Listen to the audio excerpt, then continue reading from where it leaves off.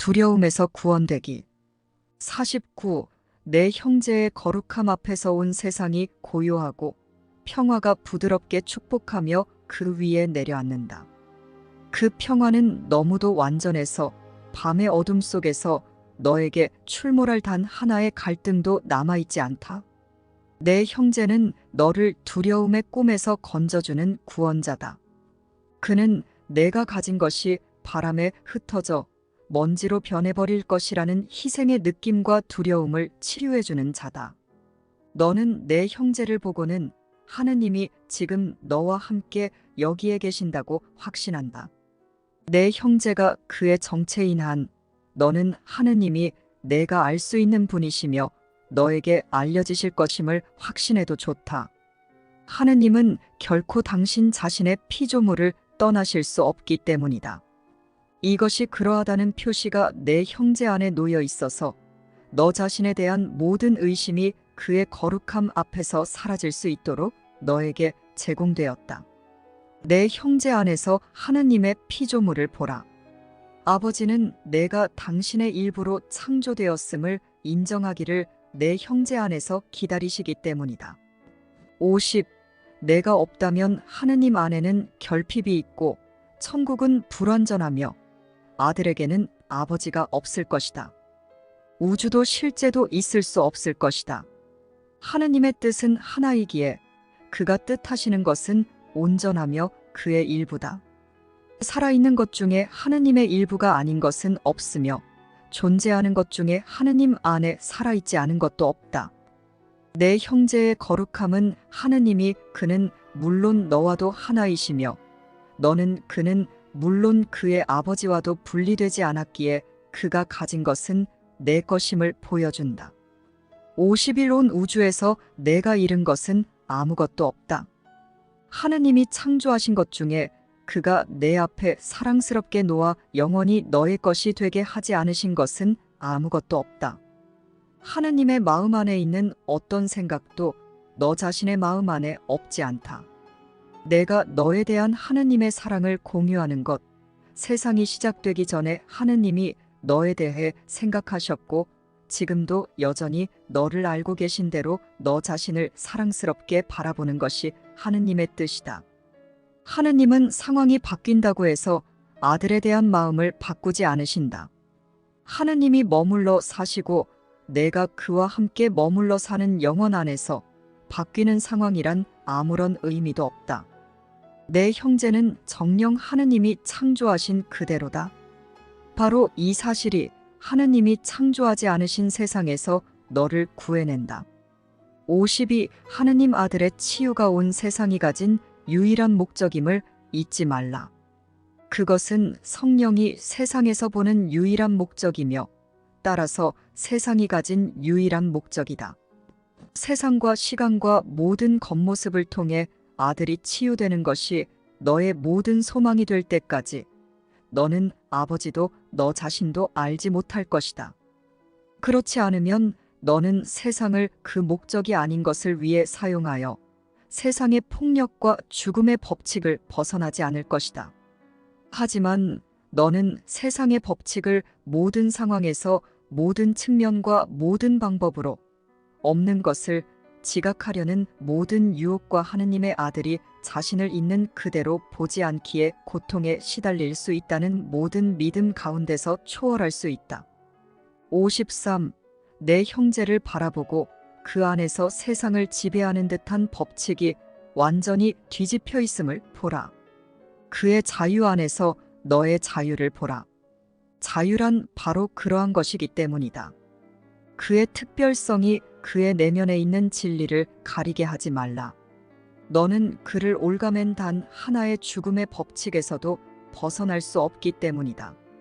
내가 그 안에서 본 단 하나의 죄도 너희 둘 모두를 지옥에 가두지 않을 수 없다. 하지만 그의 완벽한 죄 없음은 너희 둘 모두를 해방할 것이다. 거룩함은 전혀 편파적이지 않아서 바라보는 모든 것에게 단 하나의 판단만 내리기 때문이다.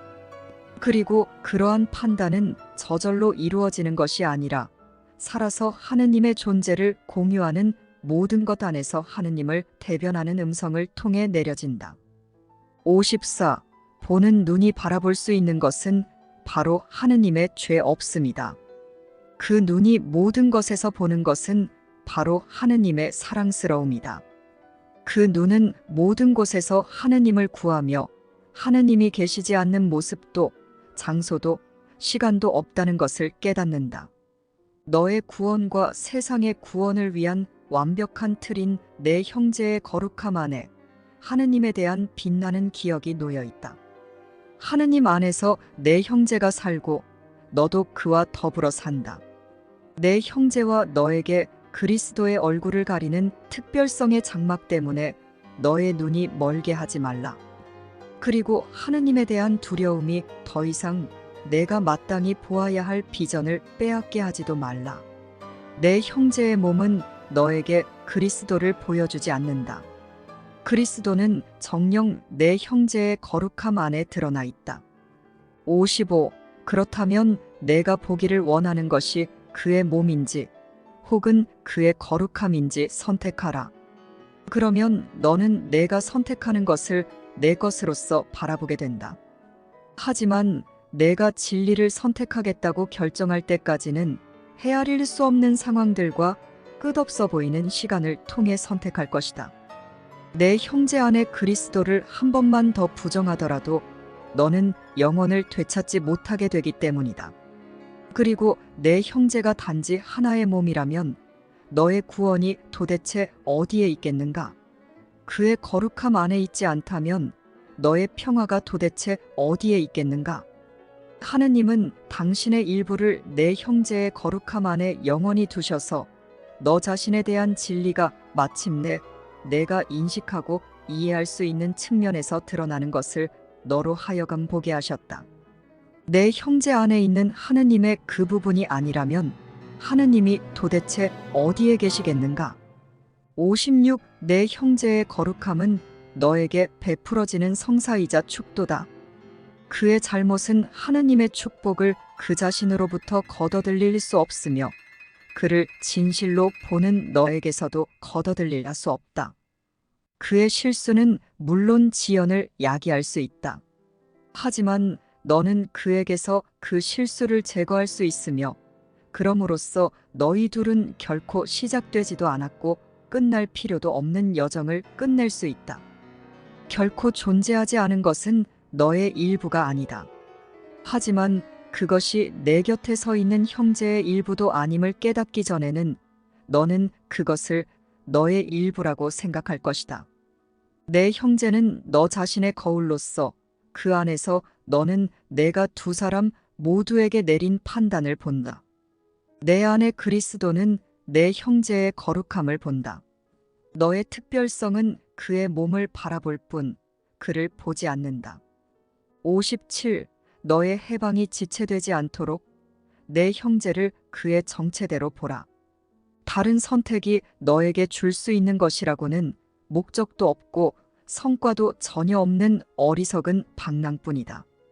내 형제가 잠들어 있는 동안에는 내가 주어진 과제를 다하여 그가 과거에서 떨쳐 일어나기 전에는 너의 기능은 아직 완수되지 않은 것이다.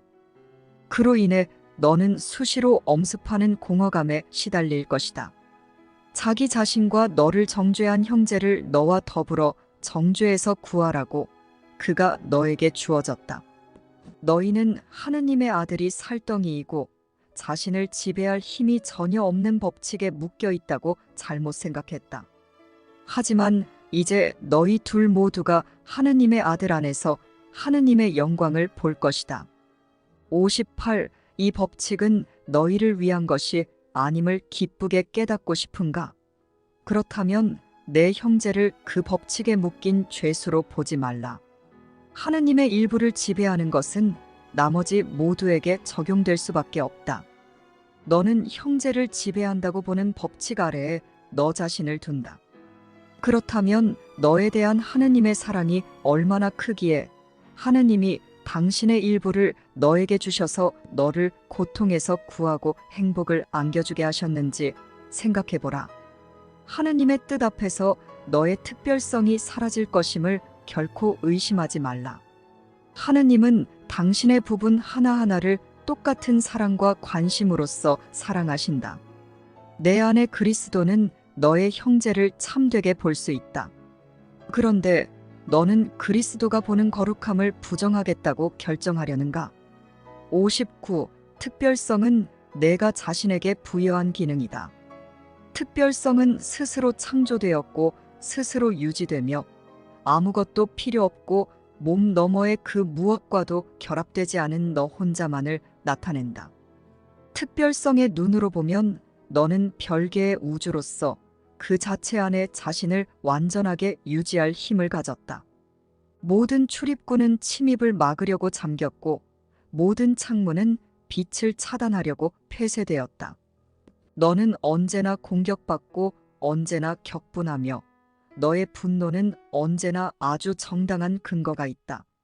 너는 결코 굽힐 생각 없는 경계와 멈출 생각 없는 노력으로 그런 목표를 추구했다. 너는 특별성이 진리이기를 원했기에 이렇게 불굴의 투지를 보였다.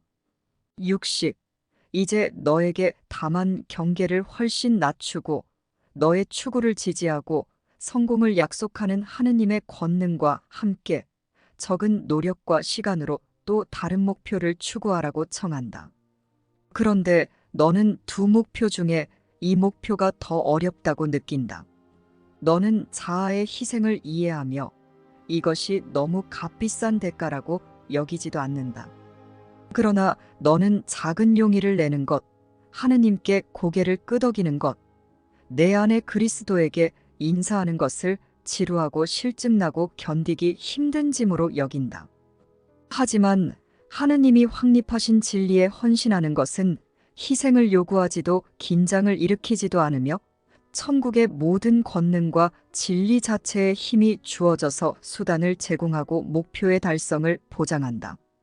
60일, 너는 내 형제의 거룩함보다는 그의 몸을 보는 것이 더 쉽다고 믿지만 과연 그 무엇이 이런 판단을 내렸는지 확실히 이해하라. 여기서 특별성의 음성이 또렷이 들린다. 그 음성은 그리스도를 거슬러 판단하며 내가 어떤 목적을 이룰 수 있고 어떤 것은 이룰 수 없는지 제시한다. 이런 판단은 내가 특별성을 동맹자 삼아 함께 행하는 것에 적용된다는 것을 잊지 말라. 내가 그리스도를 통해 행하는 것을 특별성은 알지 못하기 때문이다. 그리스도에게 이러한 판단은 전혀 이치에 맞지 않는다. 오로지 아버지가 뜻하시는 것만 가능하며 그리스도가 보아야 할 다른 대안이란 없기 때문이다. 그리스도의 갈등 없음으로부터 너의 평화가 나온다. 그리고 그리스도의 목적으로부터는 애씀 없는 성취와 안식을 위한 수단이 나온다.